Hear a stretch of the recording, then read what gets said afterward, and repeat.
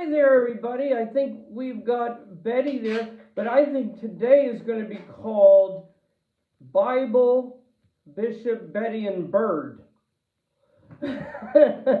All the B's. So, I'm thinking, Betty, that not many people have actually ever met Jill. So, would you introduce Jill to everybody?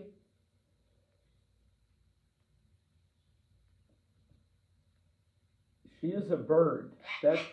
Yep, and she just said so. And she sees Betty right now, so she's happy, and she's trying to tell her, look at me. Now, Jill likes to talk, and Jill always has a word or two to say. Yeah, she just said trick or treat. But we're not going to be doing trick or treat today, Jill. No, Jill, you're going to have to watch everybody and be nice. Yeah, I know that. But we're going to have you just listen, because I discovered the reason I have Jill on today is, I'm sorry to tell you, I found out that she was unable to recite the Ten Commandments. And so I was really becoming concerned that I had a bird in my house who couldn't recite the Ten Commandments. So if she doesn't know them, I guess she can break them. So I'm going to watch her carefully today. So, yeah, she said yes. So where we are today is that we are going to look at somebody that we introduced last time who followed Elijah. Now, you may remember Elijah. Elisha! That's right. So today we are going to talk about Elisha. So, in our last chapter, we were all amazed by how God was using Elisha. When you think about how many times people were healed, you can understand why some people wanted to know more about the God whom Elisha worked for. One time a man even dropped a borrowed axe. Now think about an axe. Into the Jordan River. And he was super upset because he was supposed to give this axe back.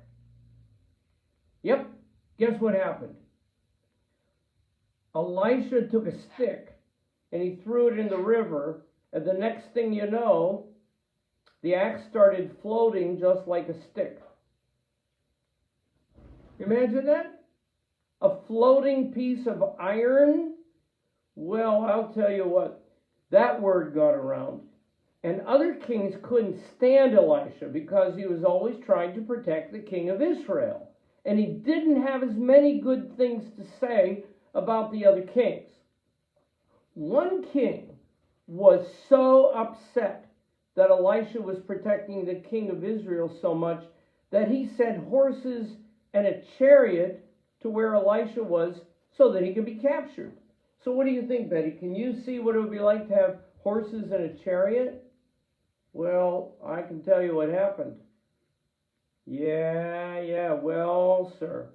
Elisha asked that all the soldiers would become blind. Yep.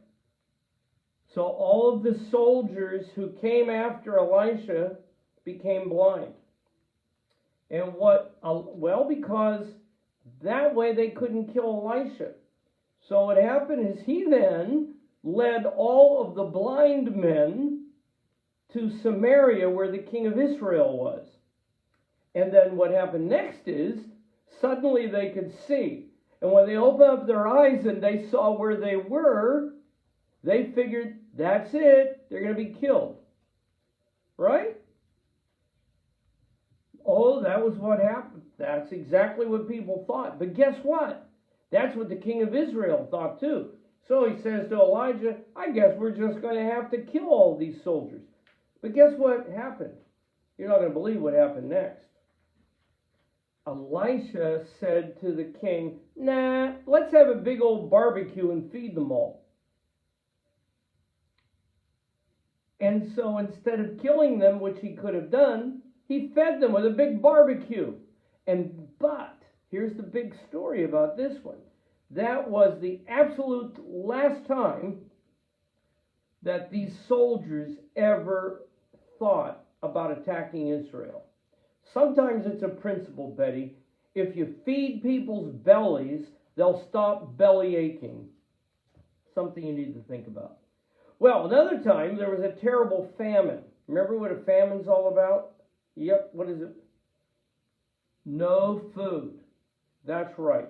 Now, what I'm going to have to do here, Betty, is I think that we're not hearing you as much because it's going through my hearing aid.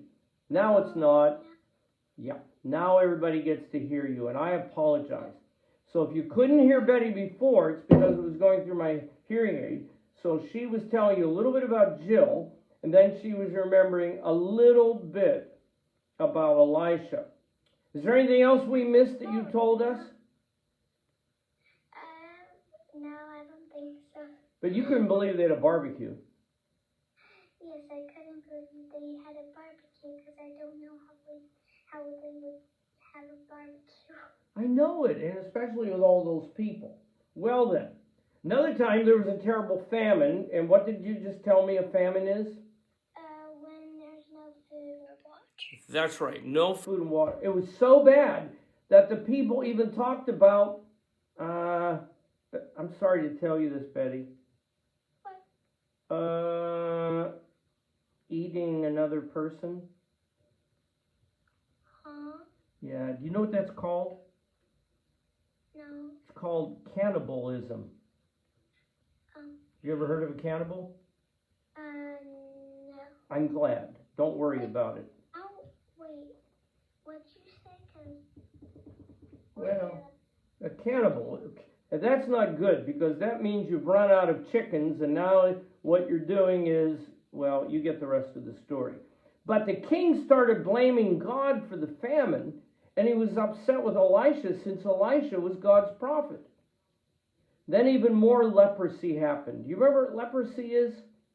No. Where their skin is all, yeah, I mean, it's more than the heartbreak of psoriasis, I want to tell you.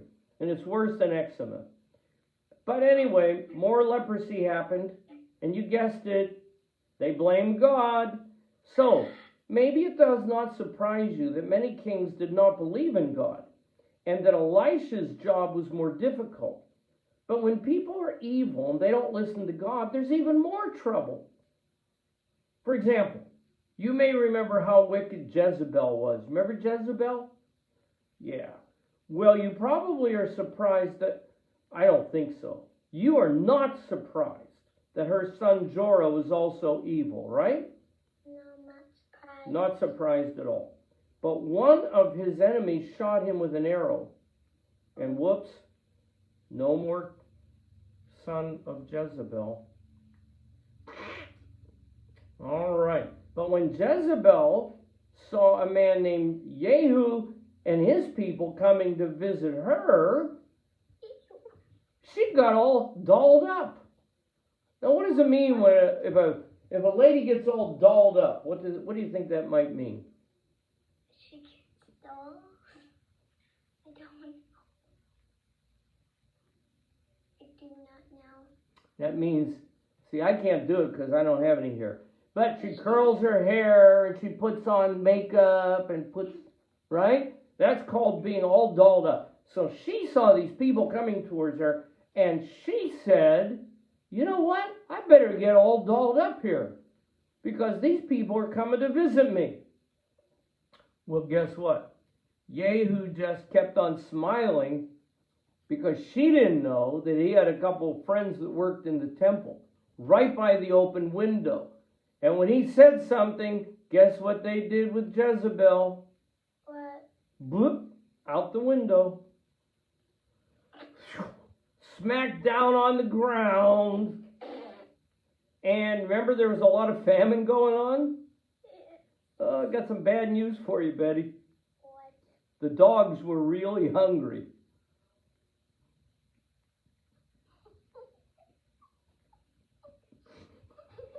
Yeah. I think you figured out what happened to Jezebel.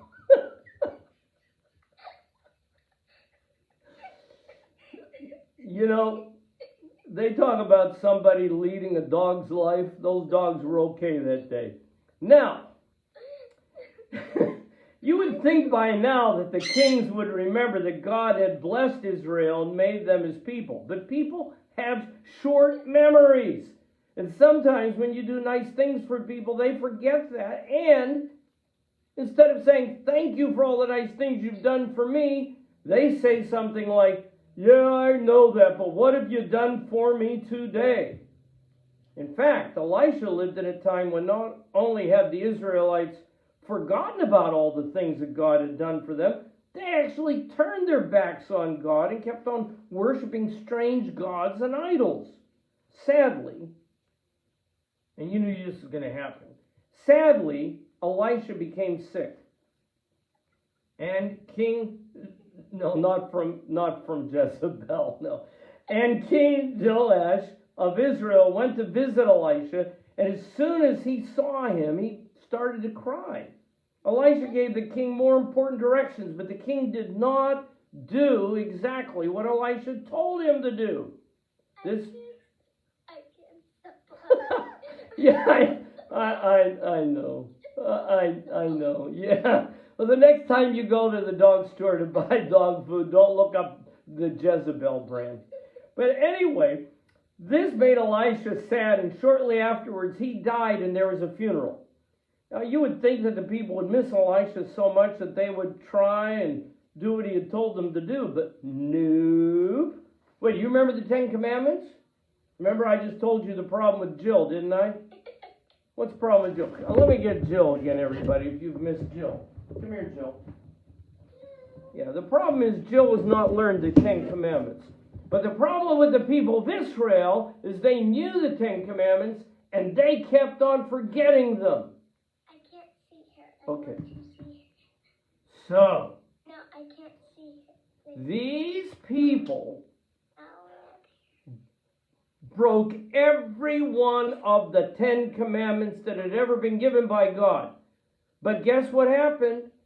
Finally, a good king of Israel was born who remembered his forefather, King David. His name was Hezekiah. Can you say that again? Hezekiah? It's a great name. Do you have anybody in your grade with the name Hezekiah? No. What would you call Hezekiah as a nickname? Hezzy? I'm not sure. Maybe. Well, I do have a Kaya. Well, that could be. Not a Hezekiah. Well, maybe they're related. So this stirred up a lot of trouble, and people began telling lies about Hezekiah. I guess people have always been like that, and that is if they don't have enough bad things to say about somebody, somehow then they make up lies and they gossip. No, Jill, you can't say Hezekiah. No, that's not in your vocabulary. I'll teach you Hezekiah. Yeah, you know. First, I want you to learn the 10 Commandments. Then I'll teach you about Hezekiah. Right. But Elisha would not be the last man of God to speak to the kings. No, siree. A wonderful new prophet named Isaiah. Can you say Isaiah? Isaiah. Yeah, not you, Jill. Isaiah appeared, and he sent a message to King Hezekiah. See, Isaiah's daddy's name was Amos, so he was the son of Amos. This message is almost like a poem, and it's really beautiful. And in it, many directions were given by Isaiah. What also happened was after the message was delivered, the angel of the Lord went out to an Assyrian camp, and almost all the soldiers died. When the king of Assyria saw that almost all of his men had died, he went to Nineveh very quickly. The king of Assyria had a very tough time. And one day when he was worshiping one of his weird idols, his own sons went to him and they killed him. Yeah, I can't believe it either. Not a very happy ending to a father-son relationship. Wait, can you hear me? I can. Okay. Good. By now, King Hezekiah had gotten older and he was sick. And our new friend, the prophet Isaiah, went to him and said, "You'd better straighten out everything you can because you will die." Well, since King Hezekiah believed in the Lord God, he did what Isaiah told him, but he kept on praying and praying and praying, and guess what? What? God heard his prayers and he was healed. So Hezekiah could stick around a little longer. Of course, he eventually died like everybody. And when his son Manasseh, remember you like all these names, go ahead, who's the new king? Manasseh was 12 years old when he became the king. You imagine a 12-year-old king? But, yep, life did not go the way Hezekiah would have wanted it. And all those pagan places, they were rebuilt. He did so many nasty things that I think we'll just leave it there, because I don't want to say anything in front of Jill that might give her nightmares tonight. But a good king then came along. His name was Josiah. Yep. At one point, he gathered all the elders of Judah and Jerusalem. And just like I have been reading these stories to you, so it was that King Josiah read from the book of the covenant, the book that was found in the temple. Suddenly, they had all this information that had been lost. Josiah is like Joseph. It is a lot like that, so you'll probably remember that name. Say it. Go ahead, say it. Not you, Jill. Josiah. Yes. Well, he read in the book of the covenant that all these idols and all this strange stuff was really bad, so he had a major house cleaning, or I guess you could say a major temple cleaning, and he and his people removed all the pagan things from the temple. But he didn't stop there. No, sir. He went everywhere in his kingdom, and he pulled down all the pagan places of worship. Next, King Josiah told everyone to start celebrating all the Jewish holidays again. Really important feast days, like Passover, for example. Right, Passover, that's right. Oh, you remember that. That celebrates a feast when Moses finally was able to take the children of Israel out of Egypt, and the spirit of death passed over the houses of the Jewish people where they had put the blood of the lamb on the doorpost. Well, it got difficult, though, because now, of course, they needed another king, because Josiah, well, I hate to tell you about this. The Pharaoh named Necho, the king of Egypt, joined up with the king of Assyria. And they ganged up on King Josiah. What does that mean? Show me what happens. What do you do whenever they die? Show everybody what you do when you say they've died. That's it. They were goners. And so now what happened is good old King Josiah is dead. He's buried in Jerusalem, but they needed another king. So it had to be Josiah's son. Well, that didn't turn out very well. And another son became king. Oh, no. Yeah, I know. It Can didn't. it go son after son after? Oh, it just goes from bad to worse. Yeah. So Pharaoh Necho took hold of the new king and changed his name to Jehoiakim. Now, I'm not sure that the name Jehoiakim is a great improvement, but there you have it. Well, that didn't work out too well either, and it gets worse. Nebuchadnezzar, the king of Babylon, was a very, very bad man. Show me an expression of what you would do if you met a very, very bad man. Yes, a very bad man. Boo, hiss. Go away. Yeah. I could just... And once he did all of his nearly nasty things and he had mistreated many good people, the only people left in Jerusalem were some very poor people. Yeah. And if that wasn't bad enough, he and his people, are you ready for this? They burned down the temple. Yeah, I know it. They also took many of the beautiful things that had been placed in the temple by King Solomon. Now, do you remember when we studied about King Solomon building that temple? They wiped it out. Yes, can you believe it? Just think about how many years the temple had been standing in Jerusalem. And just think about how the sinfulness of so many people caused its destruction. You're right. Thumbs down. Now, no matter how much Elijah and Elisha and Isaiah warned the people who kept rejecting the God of Abraham, Isaac, and Jacob, sinfulness continued. Can you even imagine how sad and disappointed God was with the people that he had chosen? Yeah, crying big tears. Sadly, when the Babylonians captured Jerusalem, Judah lost her temple, lost the city of David, and the reign of the sons of the king of David. No more. That's it. Now, Judah was held captive for 70 years. And everything that reminded the people of the time when God was worshipped there seemed to be totally forgotten. They didn't even remember. Then a Persian king, who was named Cyrus, he led all of the Jewish exiles back into the city. The people had been chased out of Jerusalem, that they could come back. And he said, you can rebuild your... What do you think they wanted to rebuild? Temple? Absolutely right, Betty. Bingo, right on the mark. They could come and they could rebuild the temple. Now remember, the kingdom was actually now two kingdoms. It had been divided up. There was a northern kingdom and the southern kingdom. And the question was, would God ever allow the two kingdoms to reunite? Some even wondered if a king who was related to King David would ever be in Jerusalem again. Yeah, the people had many good questions, but they also had another good one. Here's what it was. When they returned to Jerusalem, would there ever again be any prophets who would come and speak for God?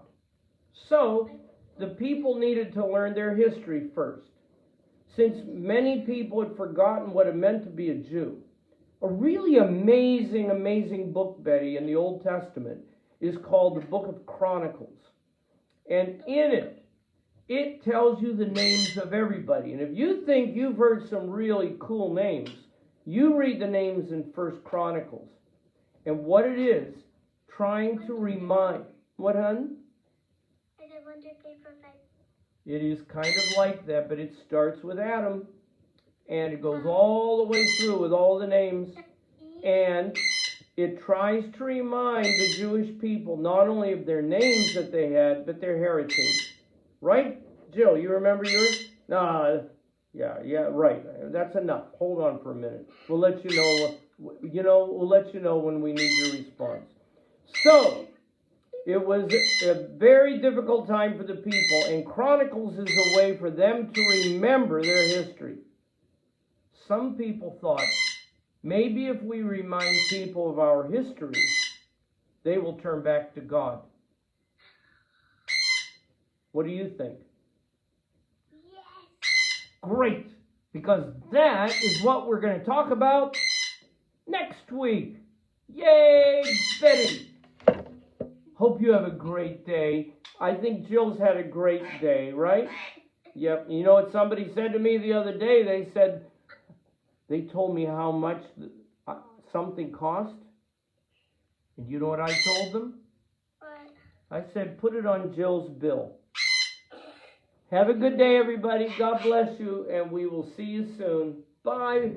Say bye, Betty. Yay.